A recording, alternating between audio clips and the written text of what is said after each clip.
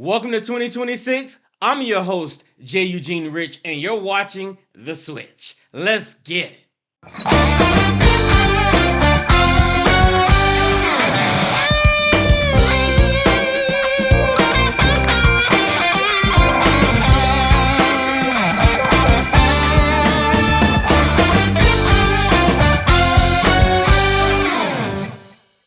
All right, guys. I don't know if you heard the word or what, but guess what? EBT has changed the game. As of this year, the beginning of this year, there are certain items you cannot buy with EBT anymore. And in certain states, it doesn't apply to all states, but certain states it does. Okay. So, for instance, soda, no more. Can't do it. Cannot do it. What else we got? Energy drinks. We have carbonated drinks as well. So sodas or whatever kind of carbonated drinks there are, you cannot do it. No chocolates, no cakes, all right? Not even chewing gum, okay? Imagine that. You cannot buy chewing gum. Just something that could just help you save the day, save somebody's nose. I don't know, save something. But, just no chewing gum. And not all states are going to, implement this. As a matter of fact, let me see here. You have Utah, which is mostly soft drinks. Um, a few more restrictive waivers affecting states like West Virginia, Nebraska, Indiana regarding soda and candy. What is still allowed though is going to be juices with more than 50% fruit, vegetable juice, milk, and milk substitutes. Okay, kind of sounds like WIC if you ask me. What is still banned? Of course, you cannot buy alcohol, tobacco, vitamins, nothing hot, ready to eat food, and all that stuff. No pet food either. Can't be feeding your pets. Okay, with your food stamps. But I know this much here.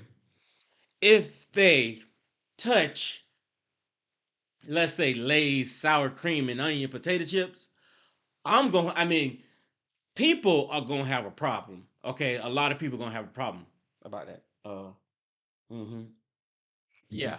So just so you know, heads up before you go swiping that card and all that kind of stuff at the store, and your bill is $200 and you have about $175 worth of things that I listed, you can't do it. Okay.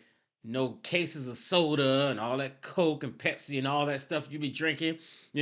Love them, but you're going to have to leave them unless you're going to pay cash out the pocket. Alrighty? Just let you know. Got some other news too. It seems like we got a problem in Long Island, New York. Alrighty. Let's just say the term friends with benefits has now been turned over to, let's say, rats and rodents with benefits. What I mean is that we have a Laura Curley, 48, of Long Island, New York. She has over 100, no, 500, sorry, 500 to 1,000 pet rats in her place. Alrighty? That's a lot, okay? And these things are running all over the place. Just take a look at the video. You'll see. This next story is sure to send many people into a state of cringing. Hundreds of rats taking over a Long Island home. And the woman who was keeping them as pets has been arrested. All right, some may find this video disturbing. Fox 5's Jody Goldberg has the story from Rocky Point.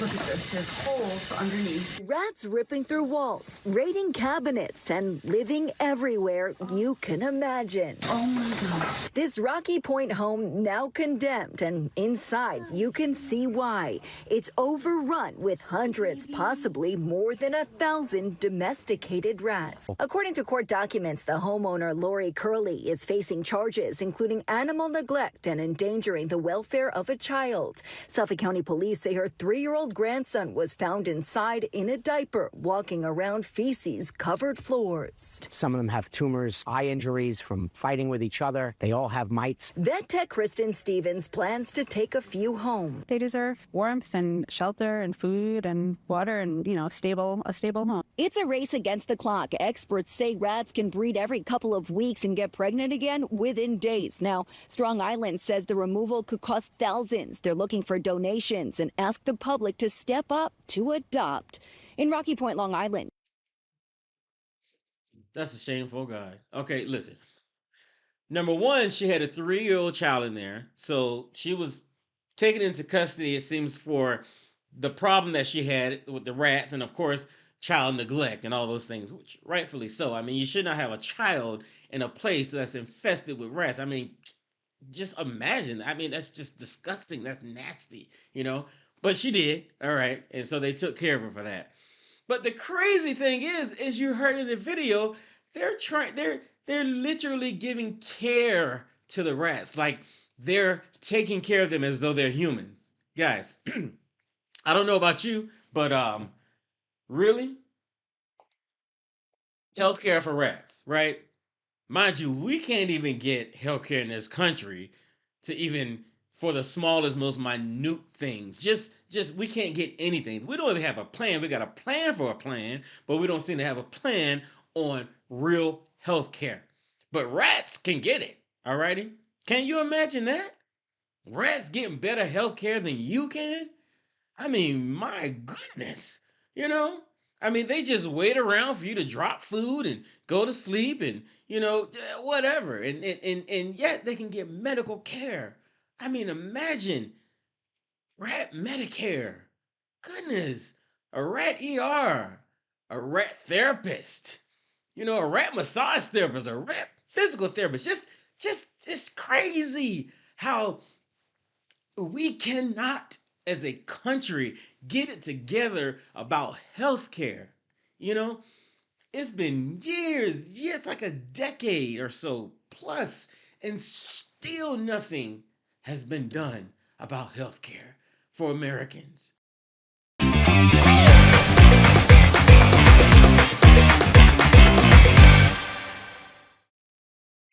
All right, guys, maybe you've heard it, maybe you haven't. Okay, but certain states, and there are a lot of them, are going to be turning old warehouses, into encampments for immigrants. Okay? Like, let's just call it a concentration camp, because pretty much that's what we've gotten to. Okay? They're going to start turning these warehouses into concentration camps for the most part. Okay? And somebody is getting rich from this. If you own a warehouse, well, you're probably going to rent it out or you're going to just sell it to the government, the land and all, right? And some of these places are going to hold in between 5 to 10,000 people at a time. I mean, women, men, kids, everything. It's going to be a mess like when this situation happens. And it's happening, but it's now a plan that they've put in place to do so, right? So, I mean, I'll give you a rundown of the states that and the cities that are going to do this. Okay, it's a kind of long list, but now these are the ones that are going to have encampments that are between 5 and 10,000 people. All right, here we go. Stafford, Virginia. Hutchins, Texas, near Dallas. Baytown, Texas, near Houston. Hammond, Louisiana. Glendale, Arizona. Social Circle, Georgia. Kansas City, Missouri. And then the smaller encampments, or they say facilities, are going to be in areas like Los Fresnos, El Paso, San Antonio, Texas, of course, Port Allen, Louisiana, Jefferson, Georgia, Florida, Jupiter, Florida, Merrillville, Indiana, Hagerstown, Maryland, Highland Park, Michigan, Woodbury, Minnesota, Merrimack, New Hampshire, and Roxbury, New Jersey. Oh, Oklahoma City, Oklahoma. I'm not even done. Tremont, Pennsylvania, and of course, Salt Lake City, where I live. So you probably get the idea of what's going on here and where these are for the most part. But I'll say this: it's messed up. Let's just call it like it is. It's messed up, you know, because wasn't this supposed to be about mm, the criminals, the hard criminals, the rapists, the murderers, all these bad people that were sent here, that were released into this country? But it just seems kind of funny that the people that they're taking off the streets are hardworking people. They have kids in school. They have kids in college. These people, do the work. Many of them, not all of them, but they do the work that most of us wouldn't do. And we feel we're probably above. Okay, let's just call it like it is. All right. But I wonder how many of those people, out of all of those thousands of people now that they've, captured and probably going to release, but into their own country or another country, how many of those people are actually really hardened criminals? You know what I mean? Like, how many of them really are, murderers and thugs and this and that and rapists? Probably not a whole lot, right? So you gathered up all these people, you just basically threw spaghetti against the wall, and then whatever sticks, and you say, well, if somebody's in there that's a real bad one, we'll try to figure them out. But in the meantime, we're just going to get everybody who is definitely undocumented, definitely not documented, right? And maybe some are, and they don't have their papers on them, so they can't prove who they are. Unfortunately, just like your license, you got to walk around with your papers. Hell, I might have to walk around with my papers.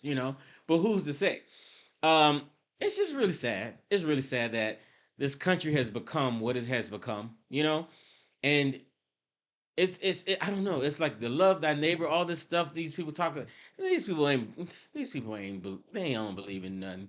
They don't know nothing. They don't know nothing, no Bible, nothing. All right. They don't even know how to spell Bible, half of them. Okay. But at any rate, it's sad. We're gonna see how this plays out. How much worse is this gonna get?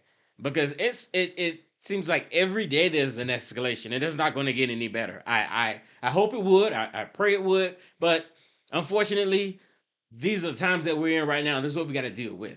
And these people who are, I call them evildoers. They're just evil.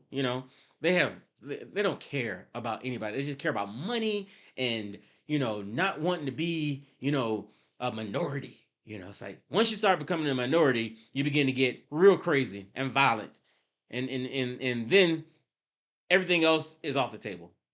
So who's to say?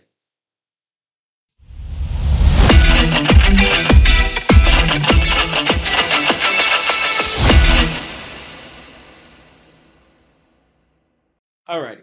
I truly believe that many, if not most of us, believe that freedom of speech and the freedom of press and the freedom to assemble peacefully, okay, it's a part of our constitutional rights that we should not be afraid to exercise, in my opinion.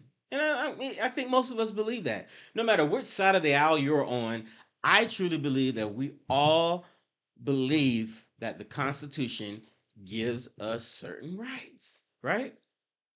So today I had a conversation about with some people, and it seemed like a few people, or more than a few, were saying, well, if you don't put yourself in a situation, then things wouldn't happen to you. So I said, Rick? So the fact that somebody is dead, two people are dead because they were present at whatever's going on, the protest or whatever. No violence. These weren't riots, right? But you mean to tell me that to say that because they were there, they should expect that something should happen? I would think the opposite. I would think that if there's no rioting and I'm just a peaceful protester, I'm recording, which I have the right to do. You do too. Doesn't matter what side of the fence you're on. Don't you think that you should be able to expect to do so without violence, right? And what really gets me is that when I don't understand sometimes when people watch a video, like we're watching the same video. You mean to tell me in the video that you're watching, you see this and I see something else? It kind of reminds me of the Rodney King situation back in the 90s when those LAPD officers beat the hell out of that man, okay? Beat him senseless. And this man was big. They had him on the ground. They were beating him with batons and flashlights and whatever. And there were people, especially in the jury, who said that this man was resisting. Somebody's beating the hell out of you. You're on your knees. You just gonna lay there? No, your body goes into fight or flight. And so I say that to say with Renee Good, the same situation. The woman was being approached by an officer or two. She backed her car up, as you know the video. But here it is. That's fine, dude. I'm not mad. Show your face. I'm not mad at That's okay. We don't change our plates every morning, just so you know. It'll be the same plate when you come talk to us later. That's fine. U.S. citizen, former. You want to come at us? You want to come at us? I say go get yourself some lunch, big boy. Go ahead. Out of the car. Get out of the car. Get out of the car. Whoa!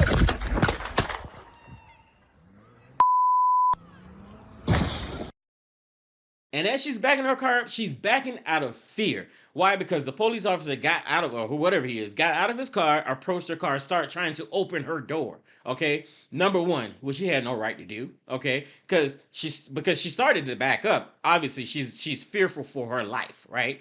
So what is she gonna do? I'll probably do the same thing, right? And then as she's backing up, we know she turns her wheel, and the officer at many different angles saw this man jump, kind of like leap out of the way. It's hard to see on certain angles, but certain angles you can see. She wasn't intentionally trying to hit man, because if she was, she would have just ran straight ahead. She turned her wheel. And we're not gonna keep going over this, because no matter what I say or anybody else says, it's gonna be what it is. People gonna believe what they want to believe, because they want to believe that what's being done is right. And so they have to justify the wrong with their observation. You know, just like the woman, every time she gets on, I forgot her name, she gets on the TV and she's talking about, oh, these are terrorists and they're coming at them with this. It's all a lie. I'm like, lady, are you crazy? She is incompetent as hell. Okay, I'm gonna put it to you like that. All right. And then we got this young man now. What is it, Alex Preddy? Unfortunately, the man was recording. It's right there. He was recording, and then the ICE officers started coming towards them, him and those ladies. And so when he saw one of the ICE officers push the lady, he tried to step in between them. His back was turned. The officer started spraying with pepper spray. Okay, and then all of a sudden it got a little too pushy, shovey, and then all of a sudden he ends up on the ground. Obviously he's going down. He ain't reached for nothing. They took that man's gun out of his belt, and then as they took it, then he was shot. But they're like, no, well, we can't say that just yet because we don't know the investigation. And I'm just like, wow, you guys are like, I don't get it, But it's all a slam. It's all just to justify the evil that they're doing, and that's just it. But see, I truly believe that every one of those people in that administration, they're all going to have to give an account one day to what is being done. It may not happen now, but it will happen, and it's going to start from the head, and it's going to go down the hill. It's going to roll down the hill. Okay, that's what it's going to do, and they all going to have to give an account. That's all I'm going to say. I'm going to leave that right there. It's just sad, and it's just a shame, and that's that.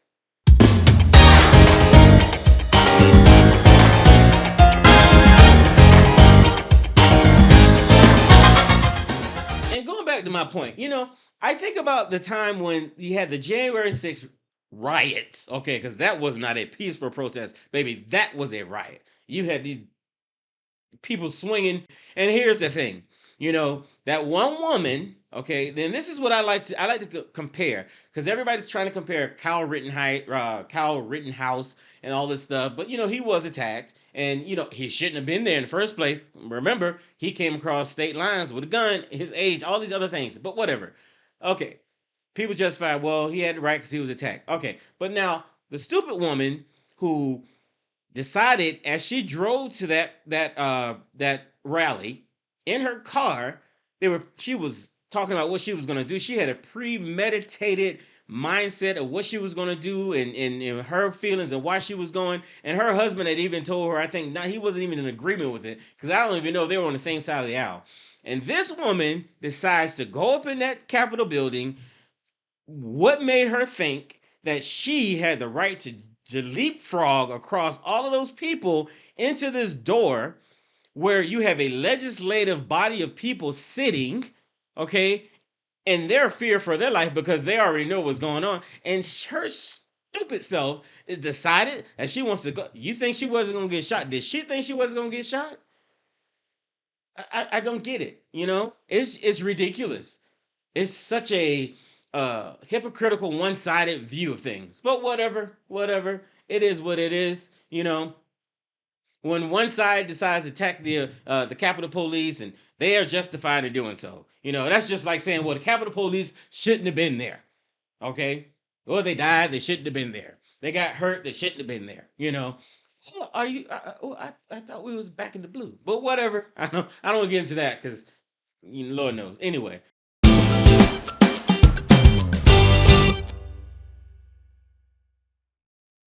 Yeah. So, guys, it's been a pleasure. It's been fun. It's been real. Join me for the next The Switch with J. Eugene Rich coming at you soon. Have a good night.